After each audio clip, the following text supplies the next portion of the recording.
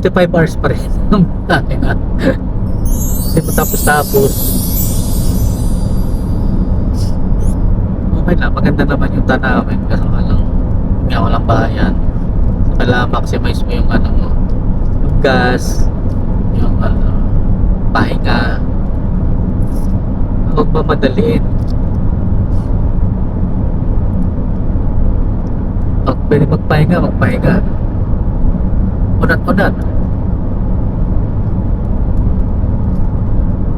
Okay lang na tayo. Almost 200 kilometers na kami.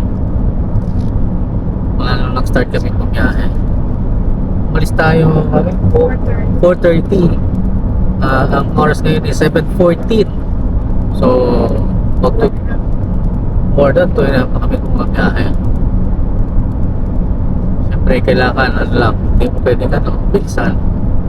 Ka lang dito sa sa speed limit para iwas huli.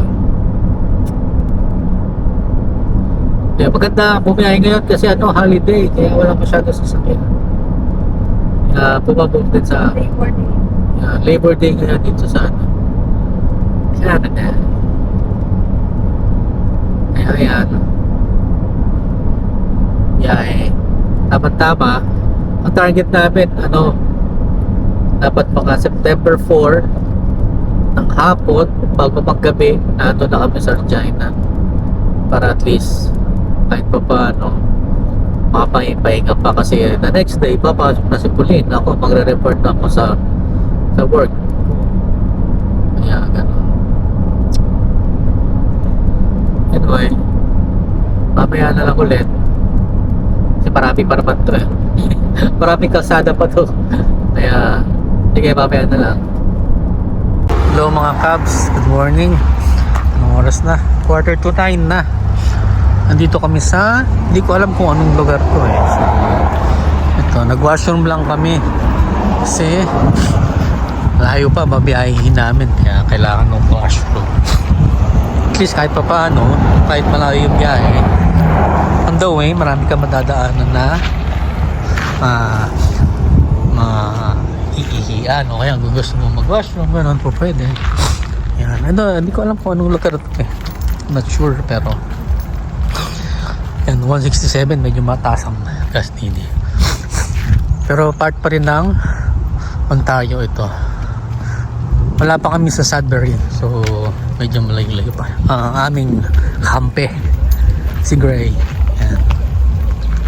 Ito sa tingin ko mga storage facility. So alam, pag umulan hindi tayo bahayin yan. Pero okay lang. Ayan, ito may restaurant, kainan din naman ito. Grocery store. Ayan na nakalagay doon. Nakita nyo naman from Toronto, from here to Toronto is 270. So kung aanahin natin, baka 270 kilometers na kami from Toronto. Layo-layo na rin. Anyway, mamaya uli balitaan ko kayo. Hello, ito na 2-3 na lang. 2-3 na lang, malayo pa. Bihira hindi naubos yung kalsada, pero nakapag-stop naman kami nag-washroom.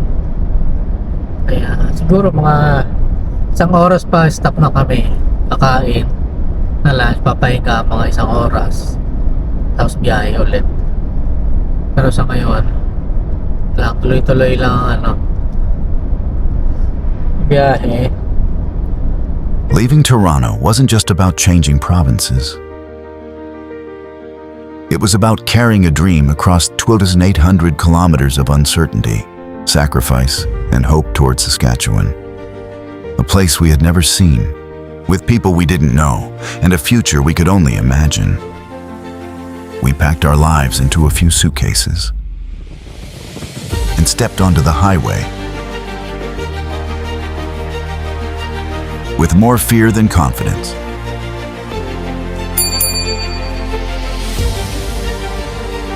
Behind us was the comfort of familiarity.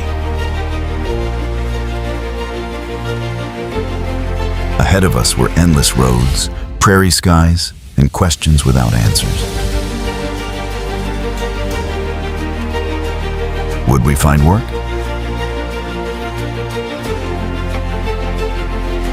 Would we survive the winters?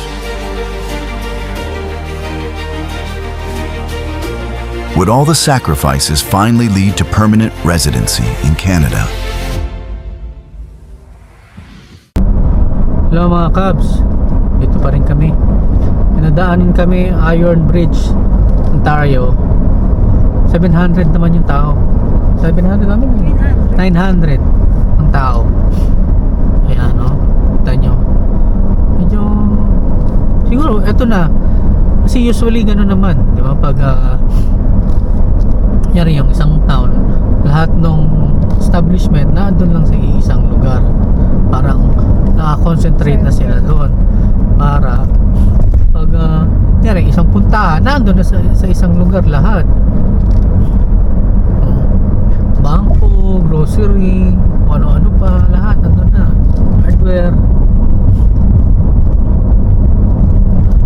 900 people na tao, kaso nga lang hindi mo naman alam kung ano bang meron, kung tumatanggap pa sila ng imigrante, kung tumatanggap pa sila ng ano ba yun, gusto man natin na magpunta, kaso nga lang kung hindi rin naman natin alam, hindi na tayo sigurado.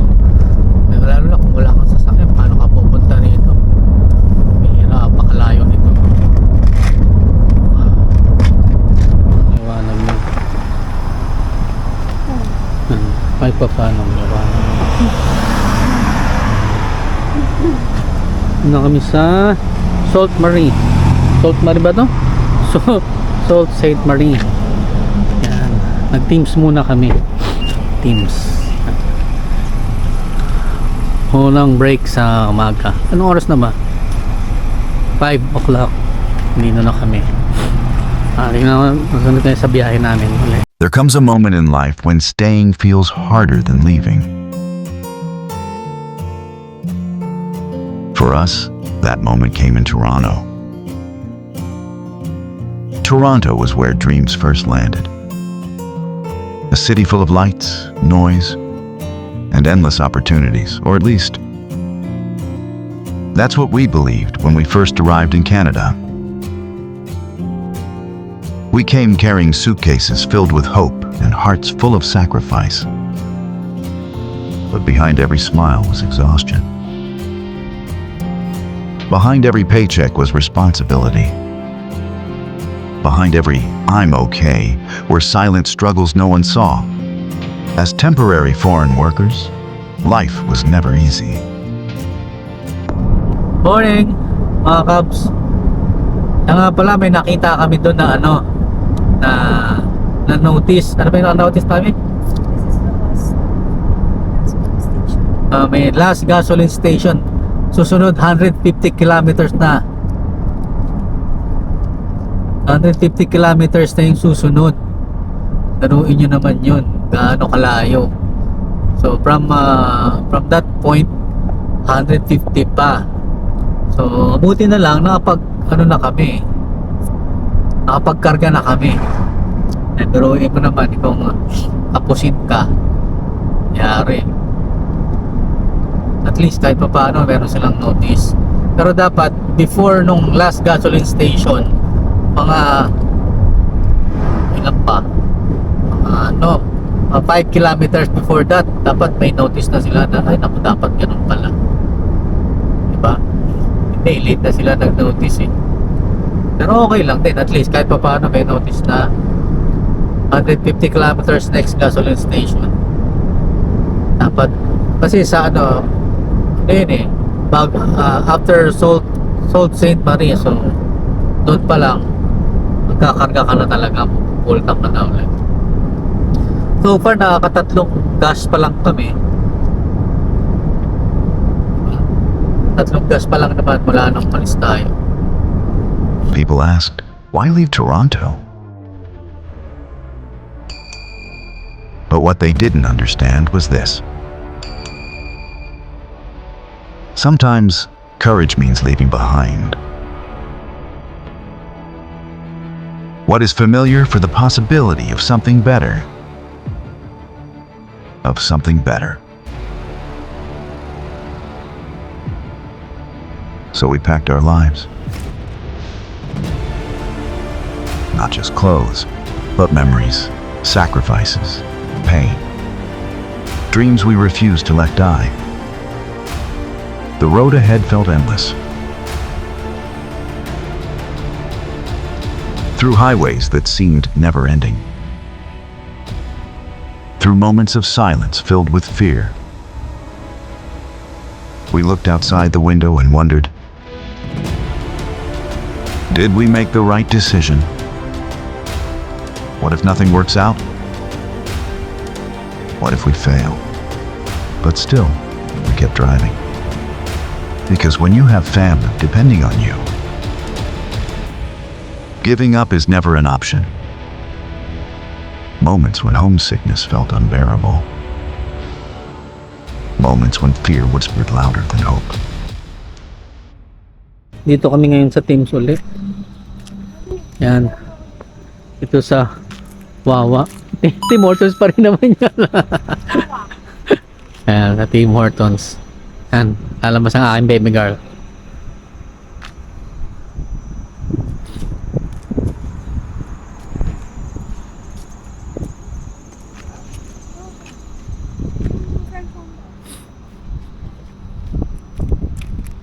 Una mo daw si mama. Doon sa Teams. Dito kami sa Wawa ngayon. Ewan, wala naman kasing nakalagay na ano eh. Wawa, Ontario, pero malayo na to. Ano na to? Sa ibang lugar na to eh. Pero Ontario pa rin. Malaki kasi Ontario. Paper ba to? Yeah. Hello mga Cubs. Ito kami sa town ng White River. Ontario pa rin. Total population 1,000. Ito lang, dito na ako-concentrate yung ano nila. Ito lang oh. Kakaunti lang yung establishment. So, sa loob wala na. Dito na lahat na eh.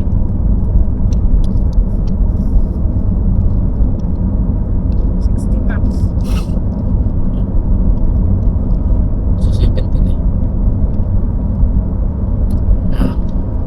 Ayun ang mga bayan, dito na sa gilid. Layo pa kami, 1653 pa. Biyahe namin 1653 pa. Pero going to Thunder Bay, siguro mga 500 kilometers pa. More than 500 kilometers pa.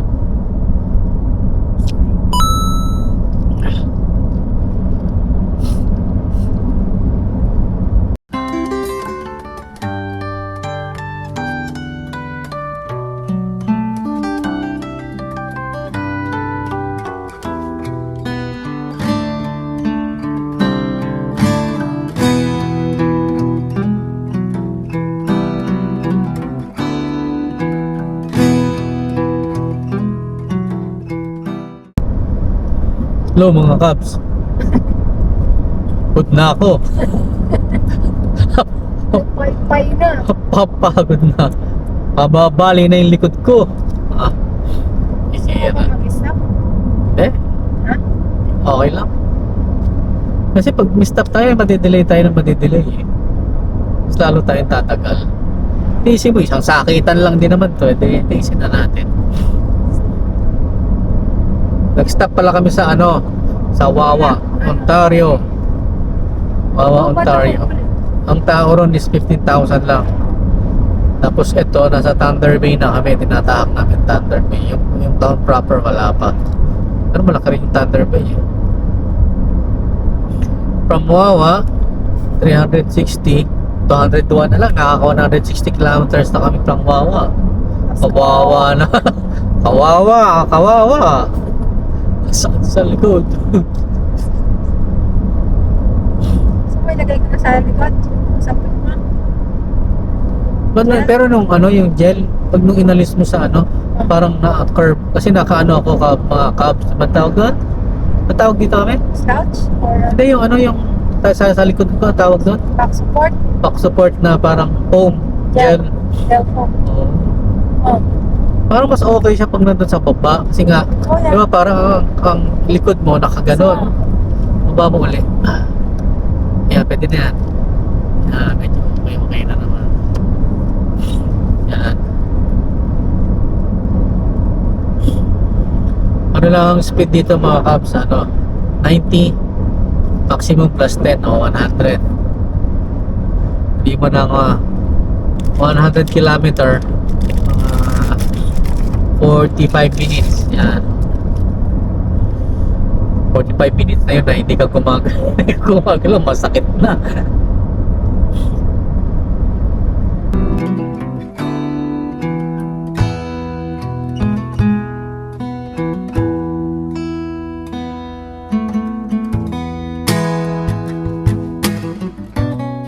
So mga Cubs, ito na naman tayo, nakahinto na naman. Ayan, airport motor inn. Hindi ko alam kung saan to mga Cubs eh, pero dito sa ESO na naman kami magwa-washroom, pero yung lugar hindi ko alam kung saan na to, pero nakalagay Marathon in Thunder Bay. Pali na sa Thunder Bay kami, pero yung specific na ewan ko, siguro to town ng Marathon, which is ano ba nakalagay doon na kadaanan namin kanina, 3,000, not sure kung 3,000 population lang, pero ayan, Marathon. Malayo pa mga Cubs bago kami magpahinga. Sa na namin yung kasi malaki pa maraming kilometers pa kung hindi natin busin yung mga ilang kilometrahe, hihirapan kami to, kaya kailangan bumiyahe kami na medyo malayo-layo. Ayan. Ito si Gray na aming kakampi. Mahal dito, mas mahal ang dito gas. At luhang bihit, may pag-asa mong